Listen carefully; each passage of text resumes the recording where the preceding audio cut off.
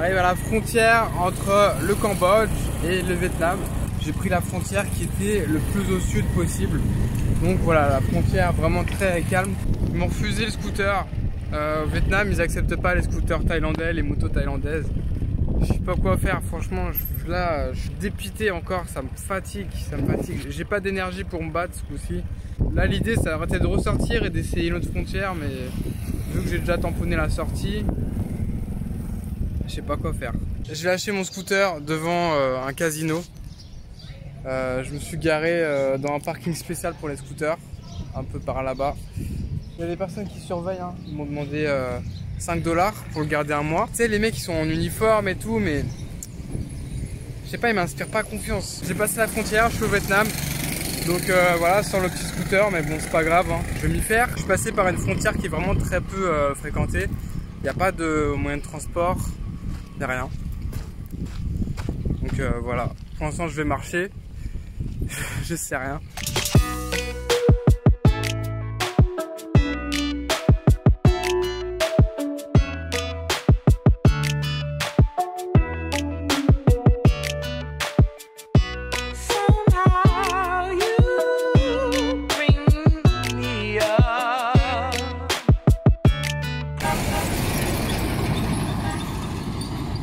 Bon, il y a un truc que j'ai très vite compris, ici ils adorent les klaxons. Ils klaxonnent pour tout et n'importe quoi, et surtout pour n'importe quoi.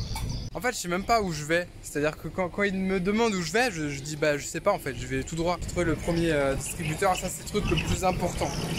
Quand on arrive dans un nouveau pays, la thune. Parce que de toute façon sans thune, tu ne fais rien.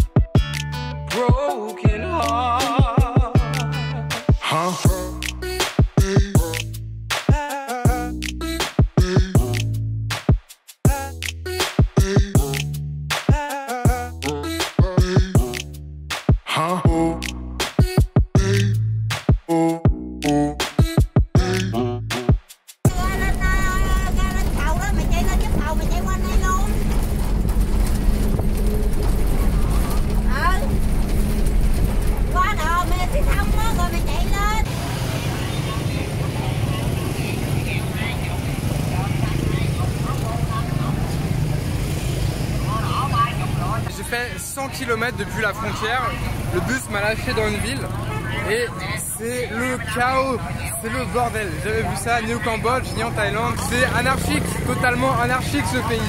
J'ai rencontré un gars là, un Italien et voilà, on a décidé d'aller dans la même auberge, comme ça on est entre Pharangue.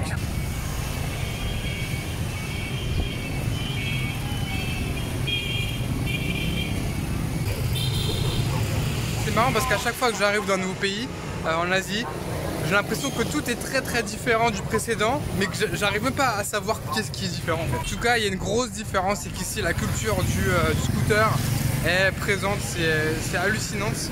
Il y a beaucoup de scooters. Je pense que ça va être ma mission maintenant, il faut que je trouve un scooter. Je sais que pour entre 100 et 200 $, on peut acheter un truc. Je vais rester là un mois, donc je pense que je vais acheter un petit scooter, une petite moto, un truc tout pourrave, je m'en bats les couilles.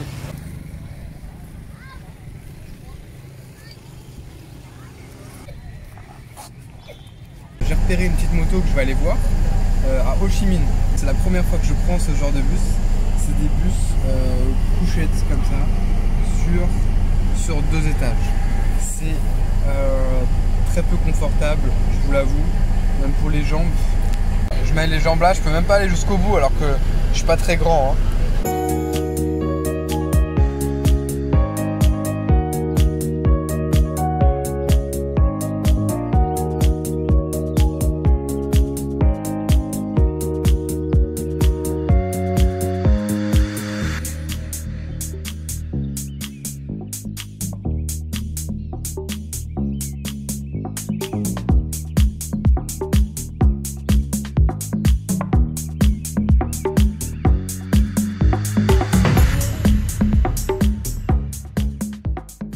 Thank you very much.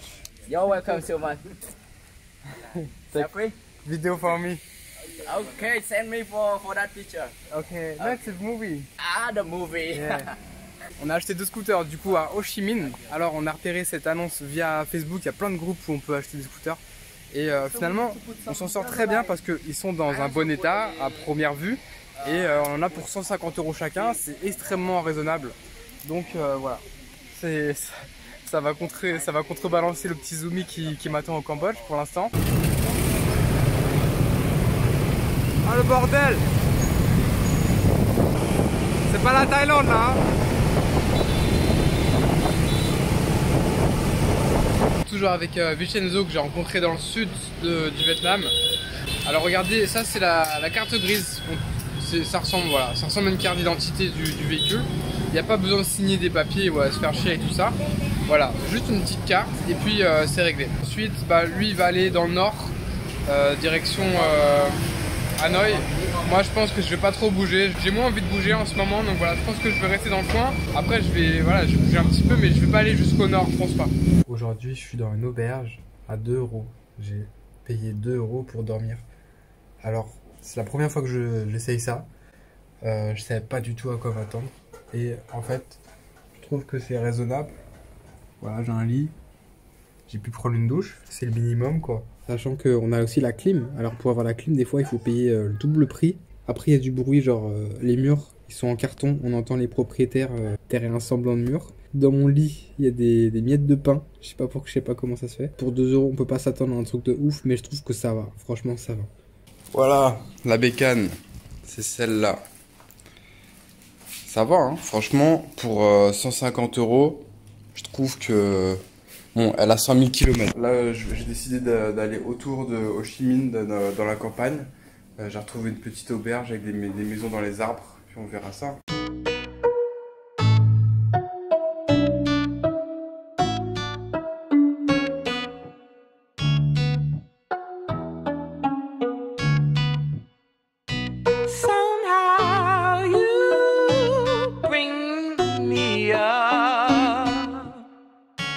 Broken heart. Somehow you bring me a broken heart. Huh?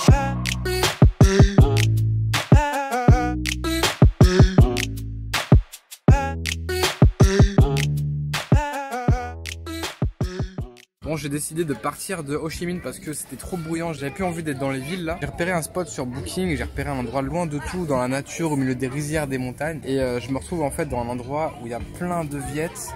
Et en fait les Viettes sont très bruyants quand ils font la fête et tout, tu vois. Je sais pas, karaoké non-stop, t'as genre 2-3 karaokés en même temps. Les gosses qui crient, qui courent partout. L'endroit est vraiment bien, mais trop bruyant. À chaque fois que je cherche un endroit pour bosser, ça c'est compliqué, c'est toujours compliqué, j'arrive jamais à être satisfait entièrement de l'endroit. Il y a toujours un truc, j'ai vraiment trouvé un endroit idéal pour travailler. Il y a toujours un truc, tu vois. Le spot est sympa, je vous ferai voir. Si je reste plus longtemps, je vous ferai voir. J'ai un petit bungalow, puis là je fais 1 km, je suis en plein milieu des rizières, c'est trop bien. Mais par contre c'est trop bruyant. On est le lendemain, alors il n'y a plus personne, c'est ça qui est cool. C'est plus calme. J'ai pu me poser là pour travailler. Mais par contre, voilà, ils sont toujours bruyants en fait. Y a rien à faire. Ils ont beau être 10 ou 40, c'est pareil. Y a toujours de la musique qui tourne. Il y a toujours du bruit. Même cette nuit, jusqu'à 2-3 heures, je les entendais boire, je les entendais parler. Après, j'entendais les chiens. Et puis ce matin tôt, après, j'entendais que ça balayait sous les tentes, mais pendant trop longtemps, tu vois, pendant des heures ça balayait. J'aime bien être dehors en fait, c'est paisible, tu vois, mais c'est tout le temps bruyant. Alors je sais pas si c'est culturel ou je sais pas, je crois que c'est le Vietnam, c'est comme ça, je crois. J'ai trouvé le spot pour travailler. En fait, je suis resté dans le petit village de bungalow, j'ai juste pris mon scooter et je suis parti voir ce qu'il y avait autour et je suis tombé dans un café. Alors le café il est top, il n'y a personne, c'est calme. Voilà, j'ai mon petit PC tranquille, j'arrive à travailler ici calmement. Il y a la clim, il fait frais, donc c'est bon, j'arrête de me plaindre maintenant. C'est le même café qu'hier, mais c'est pas pareil, c'est pas la même ambiance. Putain, mais ils ont un problème ici, hein. Ils ont un problème avec le bruit. Ils ont un gros problème avec le bruit dans ce pays, c'est abusé. Bon les amis, les dimanches à 8h du mat, voilà. Je vous laisse tâter un peu l'ambiance du camping. Enfin du camping, du village vacances. Voilà. Donc là aujourd'hui je me casse parce que c'est trop, j'ai tenu assez longtemps quand même, j'ai tenu une semaine ici. Genre là tu vois, ils ont mis une enceinte, mais juste devant ma maison tu vois. Voilà. Ils ont mis une enceinte juste là, tu vois. Et puis derrière, il y a un mec qui tape. Tu vois, l'enceinte, ils l'ont mis là. Je sais pas pourquoi, il y a personne.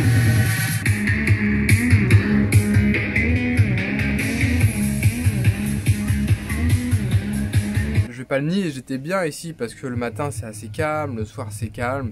Et puis, je suis au milieu de la nature, regardez le cadre, il est vraiment spectaculaire. C'est trop mignon, c'est trop bien cet endroit-là. Et là j'étais posé, là j'ai fait 4 vidéos sur cette table. J'étais dans une sorte de retraite productive pendant un peu plus d'une semaine. Et puis là je vais partir, voilà. Par contre, voilà, la journée ici, c'est l'enfer. Hein. La journée c'est de l'enfer ici. Je comprends pas comment les Vietnamiens arrivent à vivre dans ce bruit, dans ce brouhaha. Tout le monde parle ou crie en fait. Ils crient, tout le monde met sa musique. Et puis il y a des gens qui travaillent, qui utilisent des outils, des perceuses, des tronçonneuses. Et ça gêne personne. Ça gêne personne, c'est complètement normal pour eux. Alors pour moi c'est juste insupportable, vraiment j'en peux plus hein. Mais c'est une histoire de culture, tu vois, je peux pas leur en vouloir, je peux pas leur dire ah ils sont mal polis, ah ils sont méchants, non. C'est leur culture qui est comme ça, et ils ont une tolérance au bruit, et ils aiment bien faire du bruit, voilà, c'est juste ça.